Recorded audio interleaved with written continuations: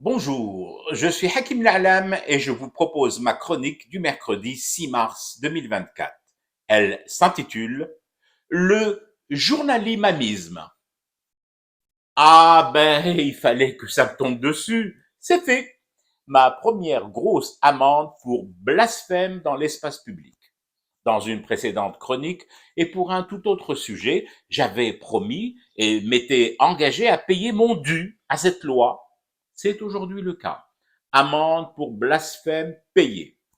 Je regarde au fond de mon porte-monnaie, bien au fond, et je suis tenté. Oui, je suis vachement tenté de récidiver, là tout de suite, sur la même tonalité et par rapport à la même actualité. Au diable l'argent devant l'âme et l'esprit apaisé. Oui, je sais. Je ne vous ai toujours pas dit pourquoi j'avais écopé d'une forte amende pour blasphème sur la place publique. J'y viens. J'y viens tout de suite après avoir lâché un second blasphème encore plus corsé. Voilà, c'est fait. L'âme et l'esprit sont apaisés, mon porte-monnaie un peu moins tout de même. Donc, le motif de mon courroux aux tonalités attentatoires au divin, ou du moins aux imposteurs qui ont endossé fausse procuration en son nom sur terre. C'est cette scène hallucinante d'un journaliste sportif, du moins je suppose qu'il en est un, puisqu'il assistait à la conférence, la première conférence de presse du nouveau coach des Verts, Vladimir Petkovic. Le confrère journalismiste s'est dirigé vers l'entraîneur bosnien et lui a offert un Coran. Non sans lui claquer quasiment de force une bise que l'autre, le Vladimir, à peine débarqué en désédit, ne comprenait pas ce qui lui arrivait et a même dû se demander quelque part si la guerre des Balkans ne jouait pas les prolongations à Alger. Mus'haf Sharif, Coran, un livre religieux, un entraîneur de foot, un coach national qui plus est étranger. C'est quoi cette ouada sèche? Et zut, après le blasphème, le tombage de mots, et je n'ai plus rien dans les poches pour payer.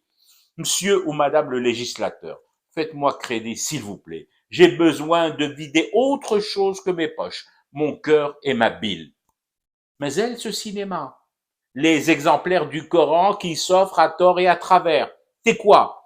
Reporter sportif ou prédicateur en goguette égaré dans cette conf de presse? Si t'es reporter sportif, tu te pointes au rendez-vous, tu craches ton chewing-gum et pas par terre s'il te plaît. Tu poses ton popotin dans un fauteuil. Si tu as des questions sportives à soumettre à Petkovic, tu les balances. Il répond, ou pas d'ailleurs.